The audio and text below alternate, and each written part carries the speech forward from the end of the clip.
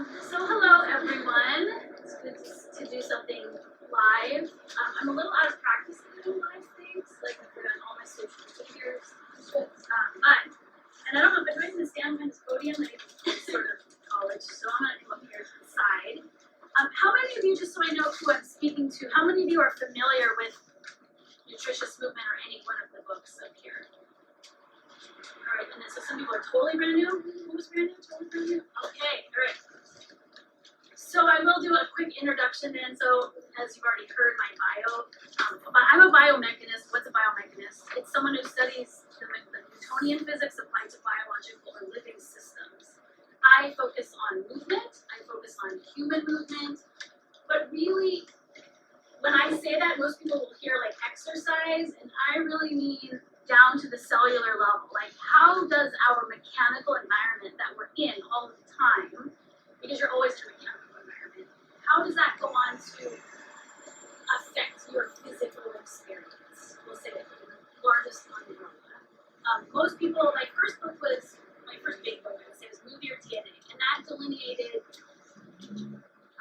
exercise from the category of movement. So you have a big category called movement, and that's any change in shape of your body. And you have a smaller category called physical activity, that's like a bubble inside of the big circle movement. And then you have a smaller circle still called exercise, which fits into the circle of physical activity. So exercise is a really narrow category of the types of movement that humans do and could think about doing.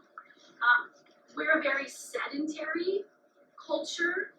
This is a very sedentary period of time for humans when you consider the human timeline. And we could go back a million years, we could go back 60,000 years, we could go back to our grandparents. And you're going to see that where we are right now is an exponentially different place physically than just a generation or two before. So I'm not even going to take us all the way back to the human timeline. You can imagine maybe your grandparents or great-grandparents and the amount of movement they did on a daily basis just to get the things that they need. That has changed radically. Radically, and math is exponentially. And then, of course, we all have just gone through the last 2 years where our movement then was exponentially different still. It was already radically different, and then we've now seen an even further decrease. Now, I care about all humans at all ages and stages, but I have younger children, and the interesting thing about the juvenile period, which is a very biological sounding term for like your youth, is that you're setting your adult body during your juvenile period. That's what happens in the juvenile period of all animals. You're setting your physical shape, and you're also setting behaviors and other things. I don't know about any of those things. I know about your mechanical environment and your body. So that's why I wrote Grow Wild. Well, it's not the only reason I wrote it. It just happened to come out during the pandemic, but it was probably never more needed. So I would say the 3 books would be like, if you're talking about the ages and stages, Grow Wild is the early period, Move Your DNA is the middle life period, Dynamic Aging is the next stage, or the golden stage. Movement is required in all of them, so your capability. But the types of movements that you might do shift a little bit. And so that's sort of like the trio of what I'll talk about. So I'm going to talk about stacking your life today. I talked about stacking your life in different books, but I think I fleshed it out best in Grow Wild. So because this is already written and better yet, edited by a professional, I'm just going to read what stacking your life is from the book directly. The key to moving more is stacking your life. There's an actual chapter. This is the whole chapter, stacking your life. And then my dad used to always say, the secret to life is never multitasking. So, multitasking is not stacking. Let's keep those 2 things separate. The key to moving more is stacking your life. Stacking your life is taking all of the categories of needs you have, and instead of trying to meet them one at a time, doing something that fulfills many needs at the same time. So I like pictures instead of words. So these are your categories of needs. Pretty small, but each need has a different color. So rest is one, family, or I would say community is one, or maybe family would be a little closer version of a community. Play, nature, food, work, communities its own separate color, movement, and learning. So I will say that those are the general needs, not necessarily all the wants, but they're all of the human needs that have really been identified for I wouldn't say it's necessarily even optimization, but that there's predictable things that arise in the absence of one of these needs. That's what makes a need. Same thing with what makes a nutrient a nutrient. There's something predictable that arises when a certain nutrient is missing. So you have these categories of needs that you are meeting every day, or you're trying to meet as many of them as you can every day. So I created the term stack your life before I knew much about permaculture. So those of you who are familiar with permaculture is a technical approach to growing food that aims to save the grower's energy and time by setting up gardens and farms to mimic the way nature works as much as possible, making sure that each individual element addresses multiple needs. So when I was always well, I wasn't always. I was fairly sedentary until I became, I would say, an older young adult. Let's just say when I was 19. And then I became a regular active mover, regularly exercising. Like movement filled a large portion of my day. I was into it. And then I had my first child. And when I had my first child, I found like all of a sudden there wasn't any time to move, which was sort of stressful. I mean, how many of us have lost portions of our life that we held dear to us, when the child came along? But what I couldn't figure out was, from a biological sense, I knew movement was an essential. So I was like, how have people been having babies since the beginning and have had the need to move from the beginning, and then all of a sudden have a time of life where you can't move anymore when you have the baby? Like, it just didn't make sense to me. So I was thinking like, okay, well, I guess I would be moving more with the baby. But everything culturally about having a young child is you don't really move, and that it needs to stay inside. It needs to stay napping. It needs to stay, like there was all these sort of conditions around it, or certainly images on the box that the baby came in, so to speak, or at least the baby stuff. And none of them was outside moving around. Like it was lots of reclining serenity that I didn't really ever experience, but someone did in those photos. So I started to figure like, okay, right. So in a different time, my great-grandmother, my grandmother, and then all the ancestors in front of that would have been doing what they were doing, needed to do outside with the baby oftentimes. Or they would have greater community, which they would share the baby care around. So I was like, okay, now I have a model of like how it could be, I mean should, but was, how was it possible? And so I was like, okay, well I can start to then pick ways of getting the baby and be the thing that I needed. So I just started to like swirl around in my mind. And then when I had toddlers, now I have another child. Now I'm moving like even less than I really was before. And I really realized as a biomechanist, not even as a mother yet, but as a biomechanist, like they really need a lot of movement too. A lot more movement than they're getting. So I started to come up with tasks that would let me meet multiple needs. Their need for movement, my need for movement, our need for getting food to make, a meal that day. So we would walk to the store, or I would carry them to the store, or we would walk. I mean, our first half-mile walks, 1 mile walks would take like 3 hours. But I was getting movement, they were getting movement, they had the nature time, it was play sort of along the way. And then we would secure, an apple on the side of the road, that would be the snack, and then we would get the thing done. So the task in that case was walk to the store. One task. But it met multiple needs versus I need to do my exercise, right? So I need to find an hour to get to the gym. I should probably find like a parent in need class so the baby find a baby moving expert so they can teach the baby the exercise. We can do that. Oh, I gotta make something for dinner. I gotta go to the grocery store or get takeout or whatever it was, right? So all discrete, separate tasks versus coming up with a single task. So that's what stacking is looking at your tasks that you're currently using to meet all all of your needs, often discreetly. By discrete, I mean one at a time. Discrete and in series. You do one thing, and then you transition. Now I'm at work, now I'm doing home, now I'm parenting, oh, now it's my personal time, now it's relationship time. It's always happening separately.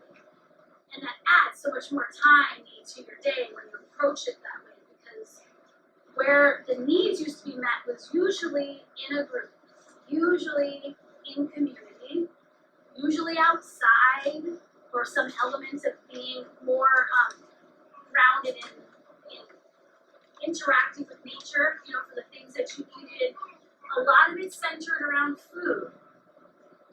Food is still, our lives are pretty much still centered around food.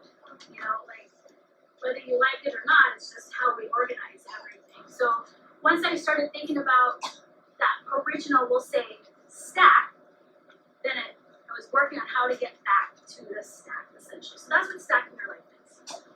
I'll talk more about that, but now I'm going to talk about the handout. So this is like school. Everyone turns page. How are my activities moving me? This is not in the book, but this should have been in the book. Because this is probably the most important thing that's in Grow Wild. It's the part that is in Move Your DNA, but I don't think was said as explicitly as it needed to be, which is, but this is why I don't say it explicitly, because it can't be said tightly. Who knows they need to move? Who's like, okay, I know I need movement, right? Okay, that's everything. You don't even have to say movement, keep your hand down. But we all know we need to move more, or what version of it. What does that mean? What does move more mean? And I've had some prominent people in charge of big messages that, like, I tell people that they need to move more, but I don't actually know what that means. What does that mean? It's like, right, this is why it's so challenging. Because in general, we can think of like, I need to exercise more minutes of the day. I need to, move more parts of my body. Like, move more means a lot of things. And the answer is yes. All of those things. We are undermoved in a sense of volume. The total minutes per day that we spend actively loading our body. But many of us exercise. And even for those, where this sort of idea arose was looking at people who were still active, like active in the sense of they met their exercise requirements, government exercise requirements, or fitness guideline exercise requirements, and do something an hour every single day, right? You are in the moving category. But what they found was that even if you were active on a regular basis, if all the other time was surrounded by inactivity, that you really can't exercise off inactivity. You can reap the benefit of that period being active, but it's not enough to exercise off the impact of all the time spent not moving around. So then, like, okay, you need to move more. Okay, great. Now we know we need to move more minutes per day. But exercises or movement, exercise and movement, are extremely protective of health. But why it's protective of health isn't abundantly clear, actually. There's some general understandings, but why is it? And there's some cool new stuff that's coming out, but there's lots of different health issues that it protects from, and it doesn't always protect from each of those in exactly the same way. What might be good for cardiovascular well-being might not be great for knee function. What's good for bones might not be great for the heart, right? So there's a lot of different things that you're trying to, you think of it as a defense system, which I don't need you to think of it in that way, but if you're trying to figure out, like, what is exercise doing, a large portion of it has to do with how many of your individual parts are being moved. Because when we are often ill, I mean, there's certainly illnesses that, can come into the body, and something that's viral, that would be different than something that's local to a particular tissue, right? Like, so, or just simply the fascia in one of your feet being so painful that now the rest of you can't move at all, so that you can't reap the benefits in other ways. So it's the idea of it being not only do you need to move more throughout the day, you need to be moving more of your parts.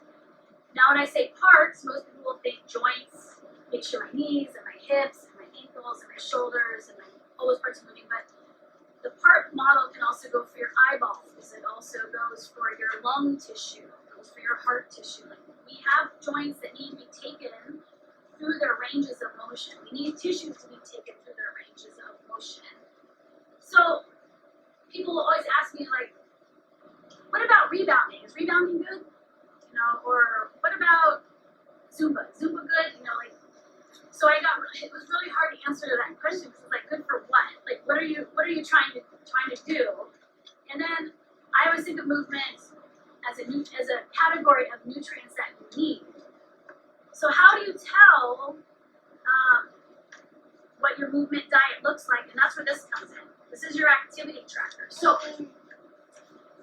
with kids, we tend to think about activities. Like, I don't think if I asked you, like, what activities did you do today, you would probably list all that you did today. You know, you might come up with the one exception that sits outside, like I took a class or I went for a jog, that's your activity. But anything you do, everything you do is an activity. So if you watch Netflix for 4 hours, that's an activity, watching Netflix.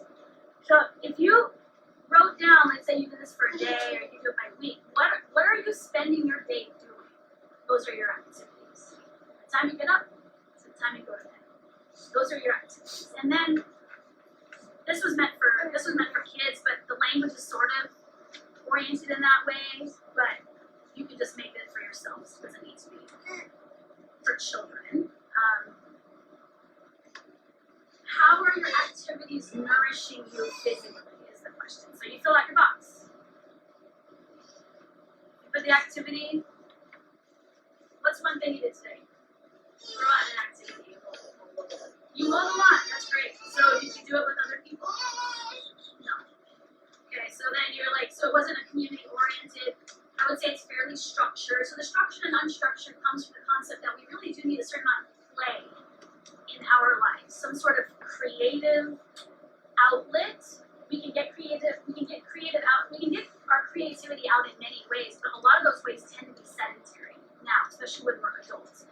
For children who also need this period of time to play or to do things in an unstructured way, they don't really ever get a chance to do play through movement. There used to be a lot more play through movement, exploration through movement, but now that movement's been so reduced and sort of mandated in a way where our culture doesn't really make a lot of space for movement, especially kids' movement, who are the most active of our culture. It's now all structured. So there's not a lot of time for self-exploration through movement. Yeah? How about what? Breathing is an activity. That is an activity, and that's a movement. And that's a movement. But breathing is actually a category. Because how are you breathing right now? If you were to convert the motion of your lungs into a range of motion, and we'll say that it's what my bicep is doing, or my elbow, your breathing right now is like this. What do your lungs need? What are their lungs' full range of motion? They have a fuller range of motion than how we're using all the time. And so the idea is, how do you get your lungs to spend less time doing this and more time doing this? Not to say that they need to be doing this all throughout the day, but to do this most hours of most days becomes challenging on the lungs. And one of the interesting things about, I had said earlier, like, what makes movement so protected is not always self-evident.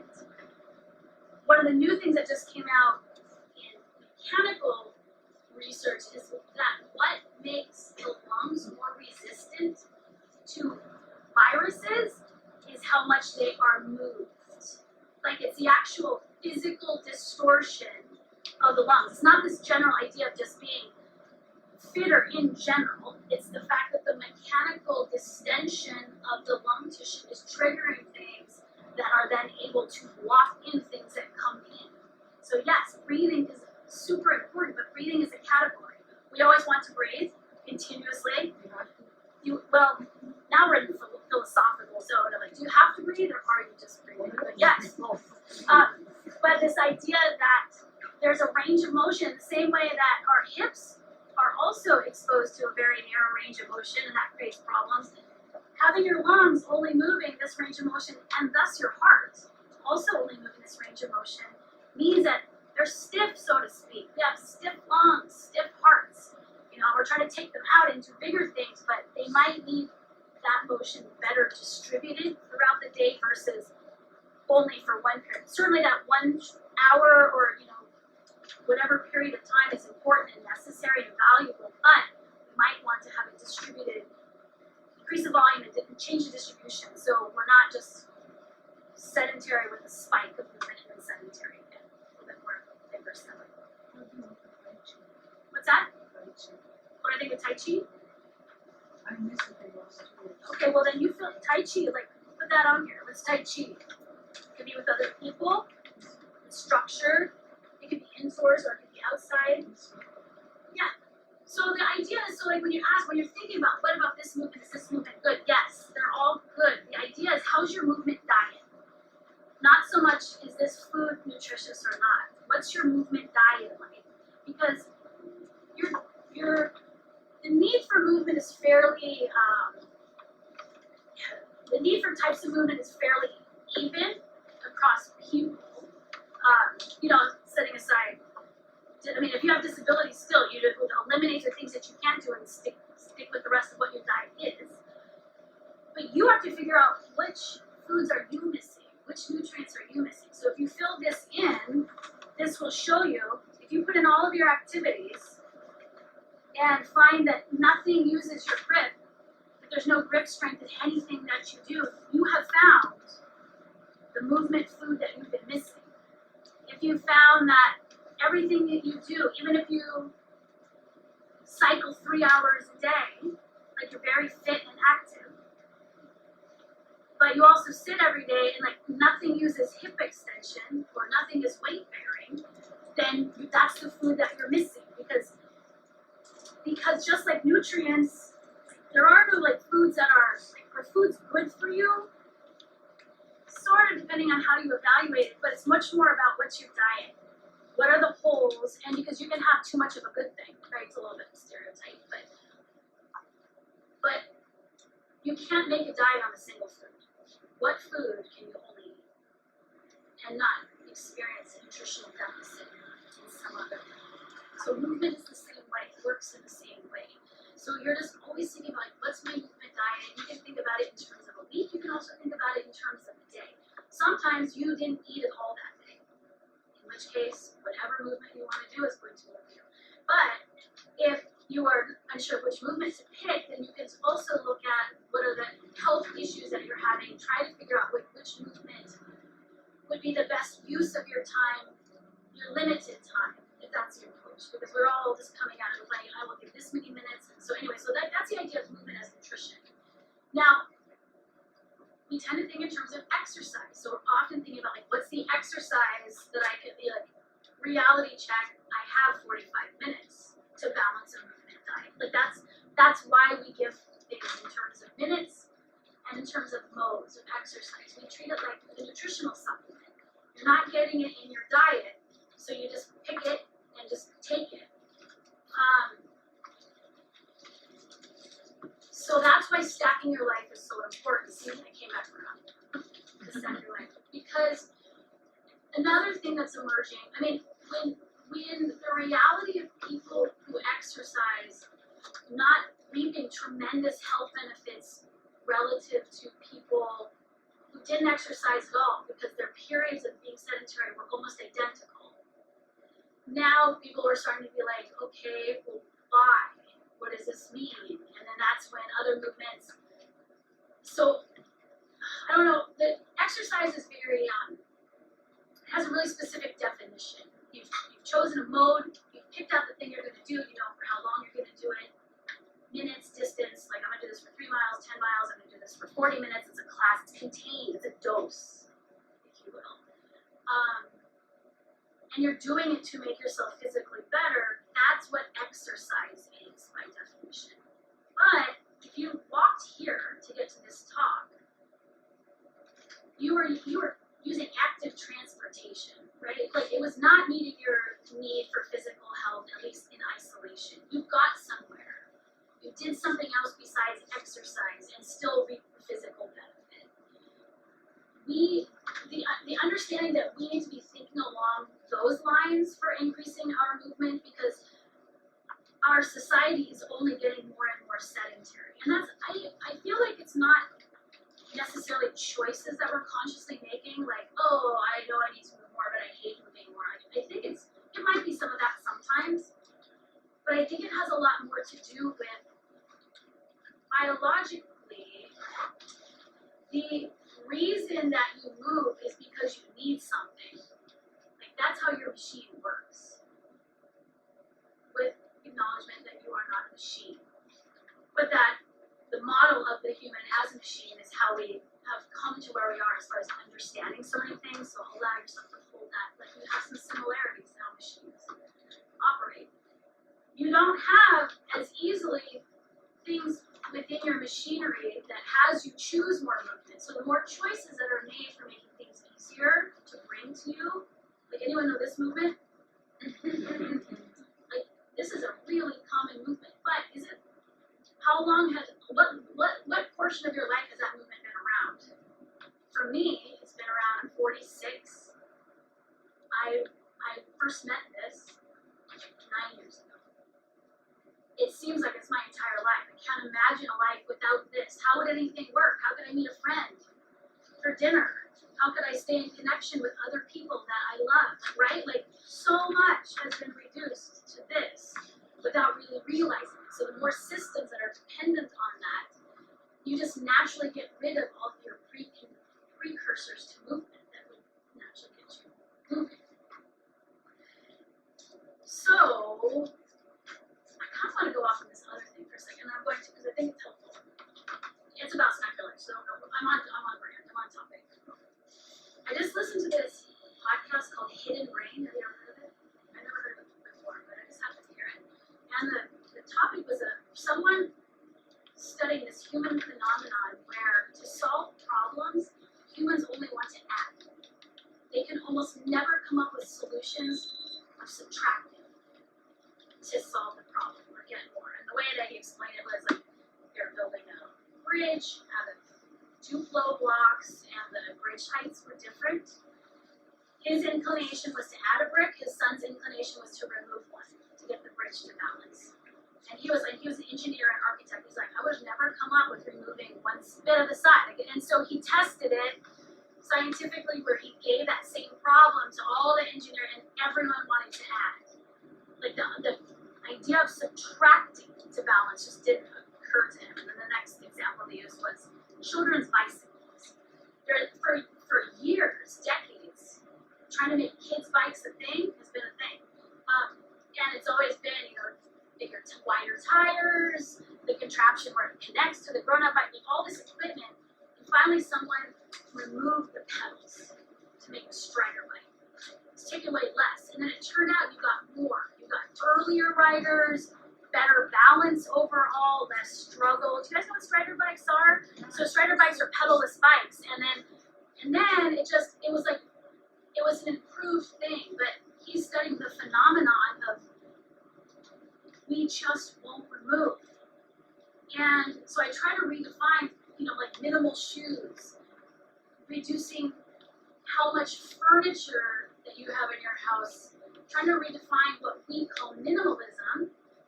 It's really maximalism, right? You're maximizing space, you're maximizing movement, but we just tend to think of things in like stuff.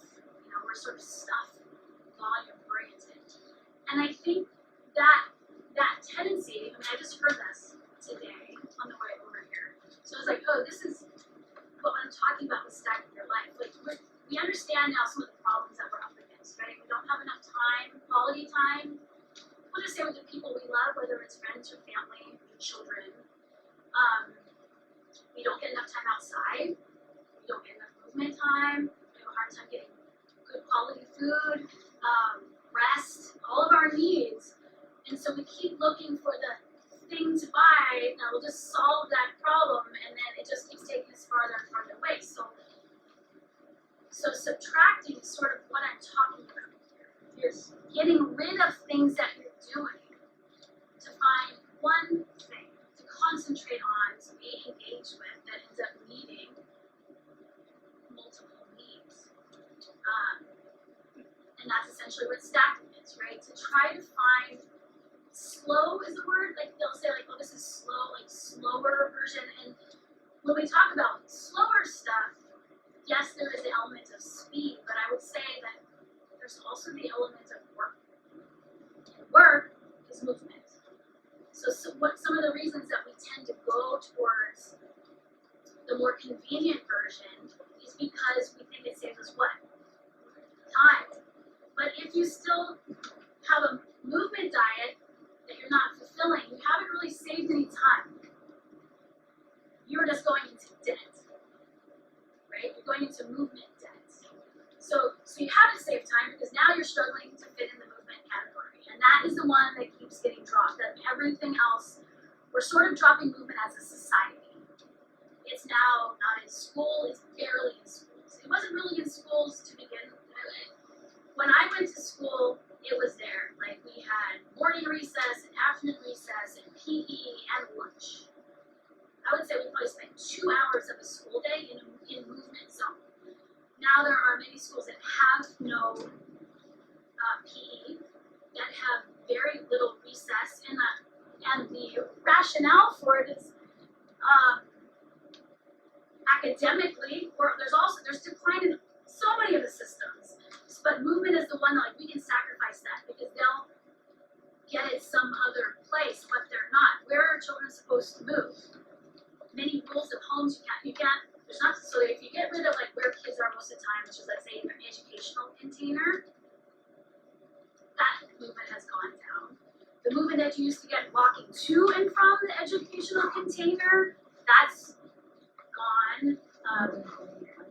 Yeah, I mean, just in every way, it's just sort of declining. And then we have a lot of rules around movement just in our own homes, even for people who love movement. I mean, I love movement, and I'm still like, can't you just sit down in the house and be quiet? You know, because I'm overextended. We're all sort of overextended in this culture, overrun and not knowing what we can add to fix it. And I just don't think we can add anymore. I think what we can do is subtract.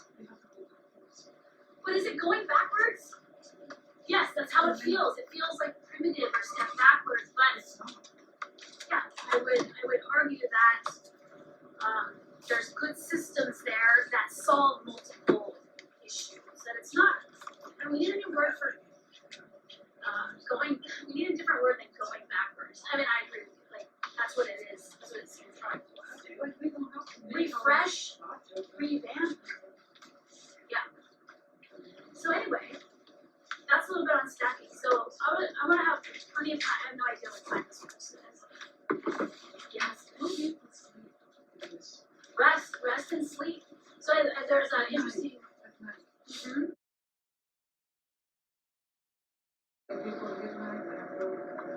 Going to bed before midnight? That's right. Mm-hmm. I do think I read a really good book once by a surgeon, and he was like, if I could tell everyone something, it would be make no surgical decisions until you've gotten your sleep under control. That was like his first thing. Like, before you do anything, give yourself like 30 days to rest up to see how symptoms look. I thought that was really interesting. You're not being an expert in sleep or surgery. You know, like sleep, they call it sleep hygiene. You know, it's like your sleep, your level of rest, let's say, because I do think, like, of course, in our very busy culture, the only way that we can imagine rest happening is like at the same time we're being completely unconscious. And I think that taking a walk over 3 hours with a 2-year-old has an element of rest to it.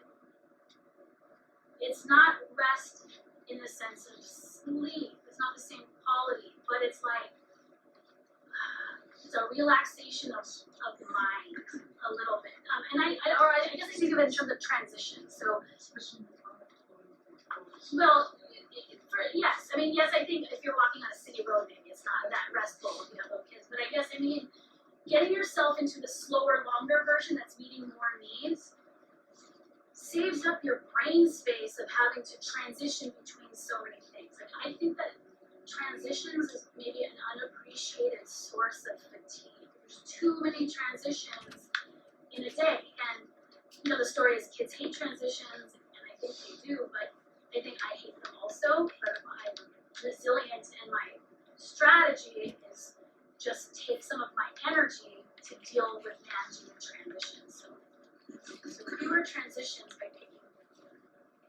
by picking a single task that meets more needs. Like in the end, I think it can also be a source of rest. But also we also need sleep, which is a category within rest. Yes, exactly. You can. How do you add by subtracting? Yeah, it depends, because I think for a lot of people, slowing down has become. I think we're slowing down by binge entertaining. That's our version of slow, and I think it's a necessity in the fact, like, I need to check out somehow, so I will do this particular way, but then I don't know how many other needs it's meeting at the same time, right? So it's the idea of, is there a way to rest that is needing more than just the single rest? When you're not sleeping, when you're sleeping, it's nice to just be sleeping, but we are taking the time to sort of check out how many needs is it meeting? You know, what else is suffering from our need to check out because of this other thing? And I have no judgment on binge watching. Yeah, so any questions or thoughts on that? Or examples of a stack, or something that you can't imagine stacking? Like, sometimes that's, I'll get to in a second. If you're like, I don't know what I would pick to meet these needs, like, we can brainstorm things together. Yeah. I was just thinking about what she said about going backwards for subtracting. I was living in Germany for many years, and in a way, things are set up there so that people are forced to move more, because people have smaller refrigerators, for example, counters, like groceries, like on the fifth floor with an elevator. You're subtracting. Some people say, well, it's a lower quality part. Most people don't have fryers. Their clothes, and so it is going backwards, but it's actually subtracting in a way that keeps that movement going. Yeah. And so it feels like here, society-wise, we just have to figure out how to encourage the movements in sort of logical ways. Like, now I have a dog, and I love, okay, so I'm gonna take the dog for a walk, but I need to go grocery shopping. And I need to, or I'm gonna go out for coffee, but I can't bring the dog. In Germany, you can bring it up shopping. So here I can't. So then I take them twice the amount of time to do something that should be stackable. Yeah. So, but it's a societal structure. It is. And how do we change that? For so many things. We're asking that about many elements of society. Yeah. There's a lot of things that we realize are in the infrastructure of it all. Yeah. And so, yeah. Do you think being flexible? I just learned of psychological flexibility. So, like, again, thinking about different ways that you try to solve a problem. You know.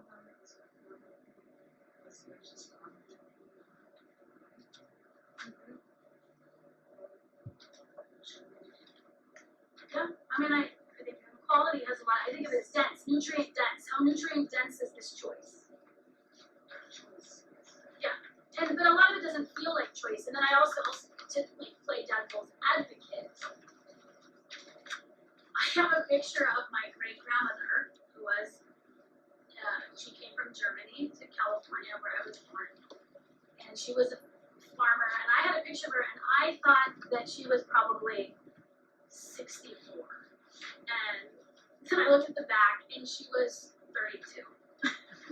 So, and so that it was very hard. Like, I can see why any convenience and every convenience has been taken. I can see it. But I also think that we might have gone overboard in convenience. Like, I think that there's a balance. Like, how do you take just enough of what you need for rest and recovery without going to Disneyland every, no offense, Disneyland, but you know what I mean? Without making everything so easy and so hedonistic and so like meeting all of the non-essentials that these other sort of meetings are creating. So I think it's just about balance and to figure out like what one or two things am I willing to subtract that I don't feel are problematic, but there were indulgence. You know, like I think we all have to deal with adjusting ourselves to our indulgences. You know, like tightening the pocketbook right now is a good idea. You know, and so like how can we positively make choices that are like, oh, I'm gonna choose the more movement version. It's the electricity or gas less version, or I'm going to eat out less because it's only going to get more expensive and cook more. And then how can I have my kids cooking and so on? Yeah. So one thing that we can talk a little bit more about these notions as you raise a child. We have a 4.5-year-old, and so yes, movement is critical, and then being on the island offers a lot more than where we were living previously and so on. But then there's also this piece about like as kind of the evening rolls around, you're trying to like calm things down and all of that, right? So you can talk a little bit about like how to maximize movement for them, and in some ways for us as she's moving, and and balancing it out with what we need to do to help calm things down as we progressive. Yeah, like so the idea, so right, and I think there's an element to the individual at this point. I think for some people movement is invigorating or stimulating. For other people movement might be more soothing. And then we have to talk about like what are the different types of movement. Yeah, so it is about timing in that way. Like I also think that we also have our own what I'll call our biorhythms. You know, like I'm a natural early riser. I have one kid who's a natural early riser, and I have another kid who's a night owl. And like that has its own complexity because the night owl movement for her in the evening was challenging because now she's just doing a circus show and like I want her to go to bed and she's sort of cramping up.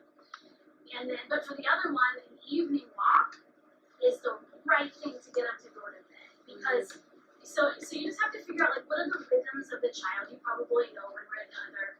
And of course there's the seasonality of it.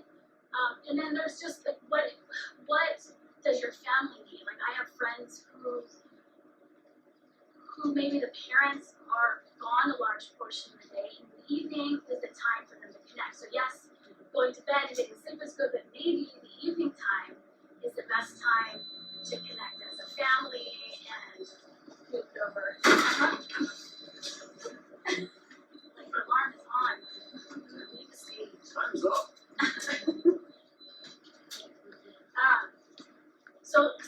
So think about all of those things and what you know. And then my other night owl, she couldn't go to bed without a hanging or climbing session. Like we really recognized that if she hadn't used her arms extensively, she would not go to bed. But if I could get her like some hanging climbing time, she would go to bed. I mean, as weird as it is, like that was just the formula for her. So finding out like what are movements, how do they act? You have to get like I always say a little Diane Fossey on your kids. Like you're sort of watching them and paying attention to how different movements excite them or calm them. And then again, movement can be laying on the floor together and stretching. You know, it doesn't have to be outside, it doesn't have to be vigorous, it could just be massage type of movement. You know, this idea of what do they find calming, and is there a way to do it in a way where you are also being calmed or meeting your need in that particular way. And I don't know if that's particularly helpful. No, it's interesting because as you're saying it, I'm thinking about, so at nighttime, I don't know why I started doing this, but she wanted her legs pressed. So now every night I press her legs. Yes. And I'm thinking about, okay, I'm doing something to help her calm down, but I'm also exercising something that I don't normally do because I'm typing. Right. Or doing those kinds of things. So what I'm doing with my so I've never thought about that dynamic, but I guess that's what I'm looking for in the days. What am I move to the rhythms that are most appropriate for her and for me. Yeah, and also know, like, this is the thing with kids, I wish we're really, and they'll change. The rhythms will change. Like, you have to watch and be like, oh, the thing that I was doing that I thought they needed, they Yeah. stopped needing that a while ago. And then, or like, just what popped into my head right now is this, you pressing feet to come up with other ways of pressing the feet. Laying down as, you know, as she gets older, putting your feet to her feet and playing this game called Feet that my sister and I invented when we were 10. I don't know why that popped into my head because we like pressing, you know, if you think about it in this way, like, what if we have these computers that say you have to press this many times your legs, and I didn't get that today, so could you get me that press or that move? And so that's how I think about our movement needs, is that we've got all these pushes and pulls and bends that we come almost expecting. There's a certain amount of input that we come conditioned for expecting because of for how long it's been there up until right now. So yeah, that's the flexibility part. It's like, how could I think of new ways, and then to even be like, okay, I'm gonna lay on my back and I'm gonna press you this way. You know, so now you have an element of play. Now you've added, and then there's an element of, mom's not even pressing my feet now, like now we're doing this cool thing that I didn't even know, and it sort of evolves into a much richer movement system, all because of that early need of this is what I want. Like, There was like my son was not really a big mover until I started. But that's right. So I think it's a lot of things that you want to when they start out doing music rather than simply you have a computer with a TV or you sit there and then you're trying to add something to the kid. yes, I mean that is challenging because it's really hard to see how people are. I mean, there's certainly how people are behaving, but that's not necessarily how they. I mean, again, the philosophy is like, what are we really? But yes, it's we are definitely, children, the juveniles are learning how to be adults too. They're not only setting their adult body, what are the cultural expectations that are around me? How do I be an older person? And right now, and the reason for them the animals across the kingdom, the reason for mammals, I guess I should say, mammals learning in this way, is then you'll be successful. If your grown-ups are successful, you will be successful if you mimic them. And we are successful in a particular way. Like someone had said something interesting where the better sitter you are, the more successful you will be. Sort of like is the way we've set up things. You know, if you talk about adaptation to an environment, it's like the better you are at sitting, the more successful you will be in the way that we tend to define success. But there are many different ways to define successful, and so we're sort of letting some of these other definitions go. But there's a need for physical robusticity that I think is, I mean, it's hard. I mean, it's a little hard to have this conversation in such a technologically advanced society because at what point does something become not necessary any longer? I mean, not with the philosophy. At the end, like, you just get back to sort of unanswerable questions. But if we just wanted to see the amount of intervention we would be depending on to continue, you just think of input that you require to be able to go on. It's become heavy, increased for all of us because we're not maintaining our physical robusticity to our abilities right now. And I just think that we could all maximize that a little bit. And then that shows the next generation like, oh, this is part of adulting. This is part of adulting that I need to do. I need to be able to get up and move around, do these particular things. It always comes down to robots, the robot discussion.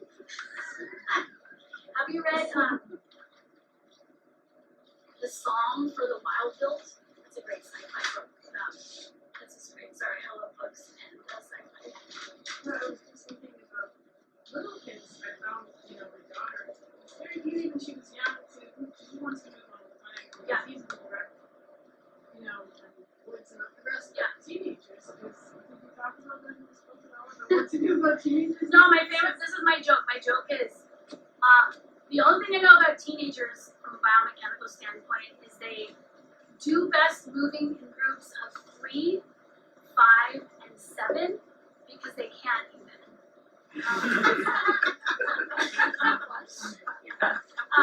So yeah, I don't know anything about teenagers. I don't know anything about teenagers except that I was one.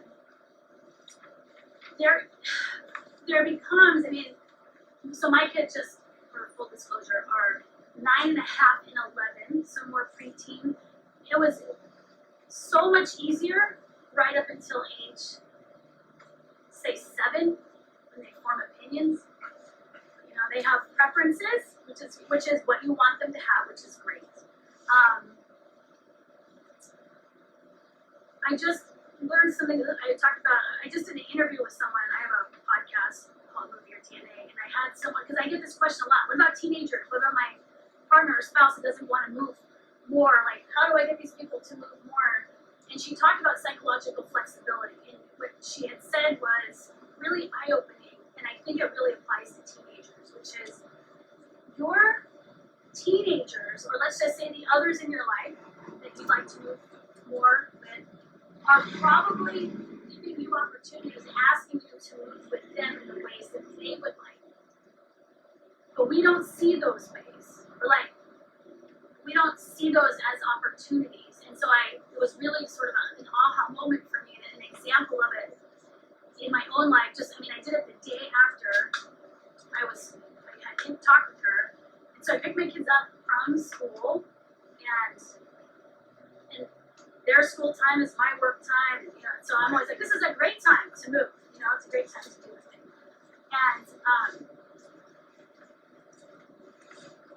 I thought this would be a great time to go take a walk. We had like 90 minutes before we had to go to the 17th school play of the season. This is the season of school plays. And so we had 90 minutes, and I was like, let's go do a walk. And they're just like, they were mentally beat. They weren't physically beat, but I think they're also beat of following rules, of having to go and do what they're told. They just wanted to do nothing. They wanted to just lay in, they would have laid in a car and read for 90 minutes. But I had the dog, and it's like, the dog needs to walk, and I need to be outside. And, you know, so I said, well, I can be flexible. So I said, what if we just walked up this little forest road, like an 1/8 of a mile, and then you guys can lay in the sun, bring your boats, do whatever, and then the dog can run, and I can just stretch, and they said, great. And then we went up there, and like, they didn't even rest. They didn't have to do another, they weren't pulled to have to do another thing that they didn't want to do. So like, they got sort of their need met of control, or like autonomy, or however you want to see it, right? And then my 11-year-old's like, do you want to arm wrestle? And no, I don't want to arm wrestle. That is not. But I was like, he wants to move. He wants to arm wrestle. Why don't I want to arm wrestle? Because I don't want to. In the same way that they didn't want to take a walk. They just don't want to. I just don't want to. I want to do other movement. I don't want to do your type of movement. So I was like, I was a teenager for a second. And I was like, okay, fine. And it was so much fun. And we arm wrestled until I got tired of beating me. He beat me every time. And then I was like, let's try different arms. And then it just sort of morphed into, you know, at school they showed us planks and push-ups. Let's have everything's a contest, right? So contest, and then I started throwing out my own contest. All right, sprint contest, okay, yoga pose contest, whatever it was. And then what it turned into was the unstructured play. And then my daughter's like, I learned this thing at school. Will you like be my base for some gymnastics cheerleader thing? And I was like, normally I would have been like, I just want to walk. I just want to go do something. But in the end, 90 minutes showed up. We almost missed our play because no one had stopped moving. Like, they had been out and playing and doing the thing. So I was a little bit more flexible, and I think teenagers, like, that's how you move with teenagers. You just listen to the invites that they're giving you, and you accept them, and realize that all the feeling that you not wanting to do it is exactly their feeling of them wanting to do it. Why should they have to not want to do it? We can take our share of not wanting to do it. And then I got to fill in my cheerleading nutrient and my arm wrestling nutrient, and so I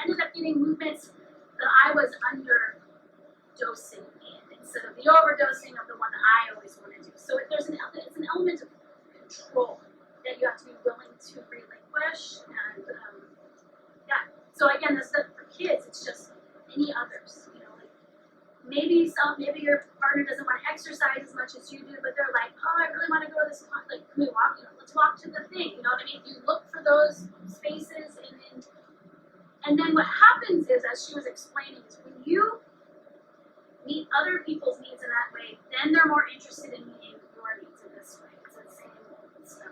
I'm not qualified to talk about, but she has a psychologist. What's that? Yes, it is cooperation. It's just sharing. So that goes for movement, and I think it goes for teenagers, and probably other things besides movement too. We'll probably think nutrition in there, you know, and yeah. Anything else? Yeah, about that side. Well, thanks for coming. I appreciate seeing all your faces. You came all the way out. Yeah, nice to meet some of you for the first time. And I'll be here for like another half hour signing books or whatever if you have any questions.